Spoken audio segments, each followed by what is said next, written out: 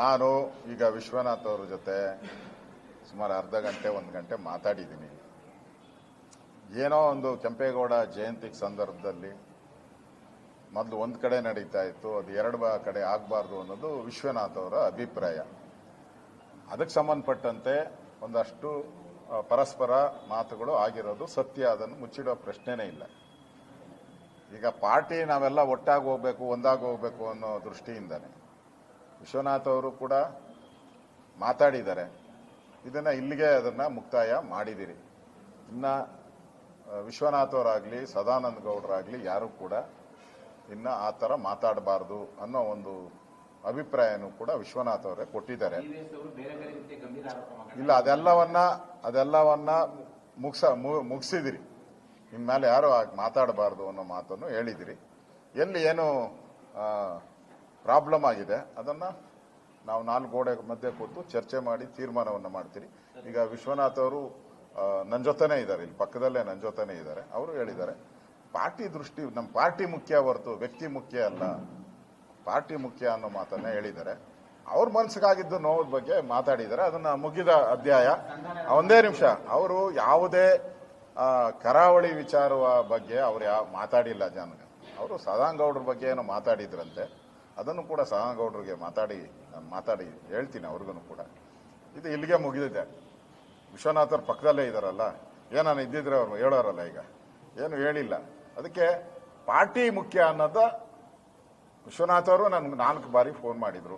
Party ಮುಖ್ಯ, ಪಾರ್ಟಿಯ ಒಂದು ಡಿಸಿಪ್ಲಿನ್ ಮುಖ್ಯ, ಅದರಿಂದ ಇಲ್ಲಿಗೆ ಅಂತ್ಯ ಮಾಡೋಣ ಅಂತ ಹೇಳಿದ್ದಾರೆ. ಇನ್ನು ಉಳಿದವರ ಜೊತೆ ಎಲ್ಲ ಮಾತಾಡಿ ಅದನ್ನ ಅಲ್ಲಿಗೆ ಕ್ಲೋಸ್ ಮಾಡೋಕ್ಕೆ ವ್ಯವಸ್ಥೆಯನ್ನ ಮಾಡ್ತೀನಿ. ಒಂದೇ ಪಾರ್ಟಿ ಇರೋದ್ರಿಂದ ಸಂಧಾನ ಪ್ರಶ್ನೆ ಬರಲ್ಲ. ಪಾರ್ಟಿಯ 4 ಗೋಡೆ ಮಧ್ಯೆ ಚರ್ಚೆ ಆಗಬೇಕಾಗಿರೋದು ಹೊರಗಡೆ ಬಂದಿದೆ, ಅದನ್ನ ಮತ್ತೆ 4 ಗೋಡೆ ಮಧ್ಯೆನೇ ಚರ್ಚೆ ಆಗೋ ರೀತಿ ಮಾಡ್ತೀನಿ. ಬೇಲೂರು ಶಾಸಕ ಎಚ್ ಕೆ ಸುರೇಶ್ ಅವರು ಅವತ್ತು ವಿಳಂಬವಾಗಿ ಮತದಾನ ಮಾಡಿದ್ರು. ನೋಡಿ, ಮಾಡಿದವ್ರು ಯಾರು ಅಂತ ಆಲ್ರೆಡಿ ಡೆಲ್ಲಿಯಲ್ಲಿ ಪಟ್ಟಿ ಅವ್ರ ಹತ್ರ ಇದೆ. ಅದರಿಂದ ನಾನು ಎಲ್ಲ ನಮ್ಮ ಶಾಸಕರಿಗೆ ವಿನಂತಿ ಮಾಡ್ತೀನಿ, ಯಾರು ಆ ಥರ ಆಣೆ ಪ್ರಮಾಣ ಮಾಡಕ್ಕೆ ಹೋಗಬೇಡಿ, ಒಳ್ಳೇದಲ್ಲ.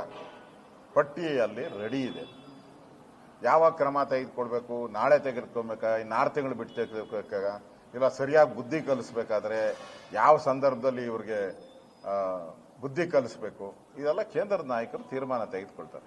ಬಿಡಲ್ಲ ಅವ್ರನ್ನ. ಯಾವನೋ ಪಕ್ಷಕ್ಕೆ ಬೆನ್ನಿಗೆ ಚೂರಿ ಹಾಕದ ಅವನ ರಾಜಕೀಯದ ಜೀವನ ಅಂತ್ಯ ಆಗ್ಬೇಕು. ಅದಕ್ಕೆ ಏನ್ ಬೇಕೋ ಪ್ಲಾನ್ ಅನ್ನ ಮಾಡ್ತಾ ಇದ್ದೀರಿ. ಅದನ್ನ ಅವನಿಗೆ ಯಾವಾಗ ಸರಿಯಾದಂತ ಏಟನ್ನ ಕೊಟ್ರೆ ಅವನು ಮುಂದೆ ಚುನಾವಣೆಗೆ ಸ್ಪರ್ಧೆ ಮಾಡಕ್ಕಾಗಲ್ಲ. ಇವೆಲ್ಲವನ್ನ ನೋಡಿ ಮಾಡ್ತೀರಿ. ಅದನ್ನ ಕಾನೂನು ಪ್ರಕಾರವಾಗಿ ನಮ್ಮ ಕೇಂದ್ರದ ನಾಯಕರು ಮಾಡ್ತಾರೆ. ಕೇಂದ್ರದವ್ರು ಪತ್ತೆ ಹಚ್ಚಿದ್ದಾರೆ. ನಮ್ದು ರಾಷ್ಟ್ರೀಯ ನಾಯಕತ್ವ. ನಾವು ಎಲೆಕ್ಷನ್ಗೆ ಹೋದ್ರು ಮೋದಿ ನಾಯಕತ್ವದಲ್ಲೇ ಹೋಗೋದು. ಇವತ್ತೇ ಹೇಳ್ತಾ ಇದ್ದೀನಿ, ಮುಂದೆ 2028 ಎಲೆಕ್ಷನ್ಗೆ ಹೋದ್ರು ಮೋದಿ ನಾಯಕತ್ವದಲ್ಲೇ ನಾವು ಹೋಗೋದು. ಮುಗಿತಾ? ಮಳೆ ಬರ್ತಾ ಇಲ್ಲ, ಮಳೆ ಕೊಡ್ತಿದೆ. ಒಂದ್ ಕಡೆ ಬರ, ಸರ್ಕಾರ ಇದುವರೆಗೂ ಘೋಷಣೆ ಮಾಡಿಲ್ಲ. ಇನ್ನು ಬೆಂಗಳೂರು ವಿಚಾರ ಬರೋದಾದ್ರೆ ನೀರಿನ ಕೊರತೆ ಆಗುತ್ತೆ ಅನ್ನೋ ವಿಚಾರ. ಮಳೆ ಕೊರತೆ, ಬರ ಬರ್ತಾ ಇದೆ. ಈಗಾಗಲೇ ಹವಾಮಾನ ತಜ್ಞರು ಅದರೆಲ್ಲ ರಿಪೋರ್ಟ್ ಕೊಟ್ಬಿಟ್ಟಿದ್ದಾರೆ. ಇಲ್ಲಿ ಬರ ಬಂದಿರೋದು ಕಾಂಗ್ರೆಸ್ಗೆ ಬರ ಬಂದಿರೋದು. ಅನುದಾನ ಕೊಡ್ತಾ ಇಲ್ಲ.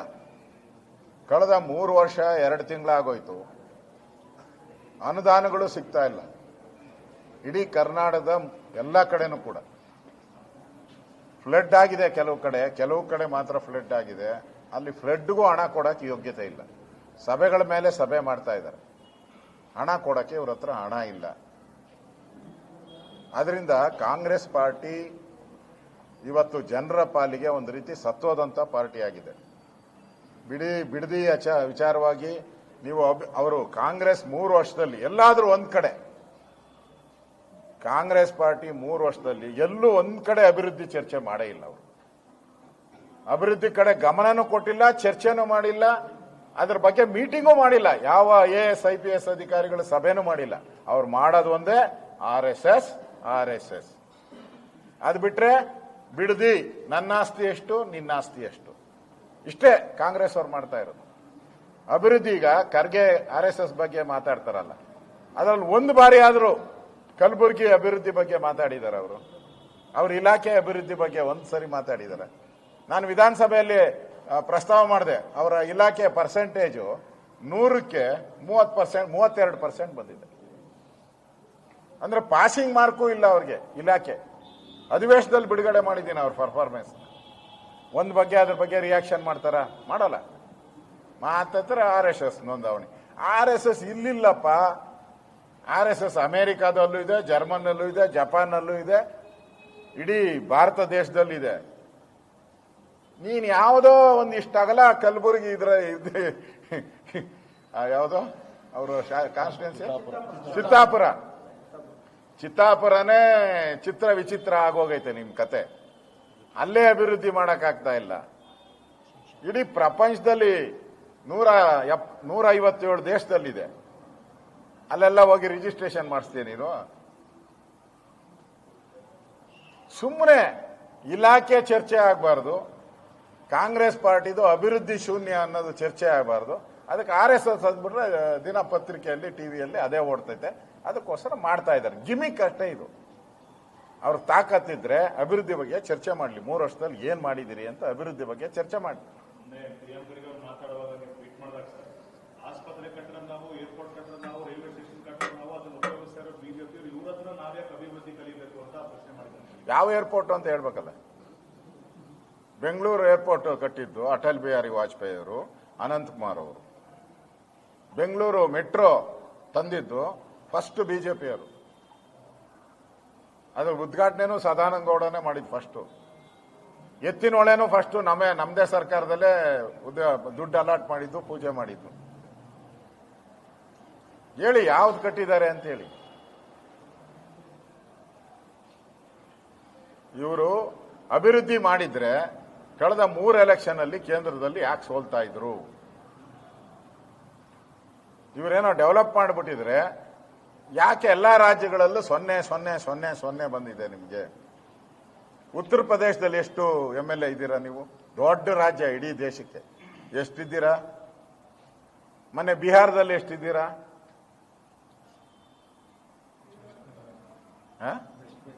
ವೆಸ್ಟ್ ಬೆಂಗಾಲಲ್ಲಿ ಏನ್ ಕಾಂಗ್ರೆಸ್ ಅವರು 2/3 ಮೆಜಾರಿಟಿ ಇದ್ದಾರೆ ವೆಸ್ಟ್ ಬೆಂಗಾಲಲ್ಲಿ. ನಾಮ 2 ನಾಮ, ಇನ್ನೊಂದು ಹಾಕ್ಬಿಟ್ರೆ 3 ನಾಮ ಆಗೋತದ, ಪರಿಣಾಮ. ದೇಶದಲ್ಲಿ ಖಾಲಿ ಎಲ್ಲಾ ರಾಜ್ಯಗಳಲ್ಲೂ ಖಾಲಿ. ಕರ್ನಾಟಕದಲ್ಲಿ ಮಾತ್ರ ನೀವು ಜೋಬು ಲೂಟಿ. ಯಾರು ತಮಿಳ್ನಾಡಲ್ಲಿ ಎಷ್ಟು 5 ಸೀಟ್ ಇದ್ದಾರ? ಅದು DMK ಕೈ ಕೊಟ್ಟು ಹೋಯ್ದ್ರಲ್ಲ TVKಗೆ. ಗೆದ್ದಿದ್ದು DMK ಇಂದ, ಹೋಗಿದ್ದು TVKಗೆ. ಅಲ್ಲೂ ಬೆನ್ನುಗ್ ಚೂರಿ. ಕಾಂಗ್ರೆಸ್ ಅಂದ್ರೆ ಬೆನ್ನುಗ್ ಚೂರಿ. ಧನ್ಯವಾದ. ಹೆಚ್ಚಿನ ವಿಡಿಯೋಗಳಿಗೆ ಪ್ರತಿಧ್ವನಿ ಯೂಟ್ಯೂಬ್ ಚಾನೆಲ್ ಸಬ್ಸ್ಕ್ರೈಬ್ ಮಾಡಿ, ಬೆಲ್ ಐಕಾನ್ ಕ್ಲಿಕ್ ಮಾಡಿ.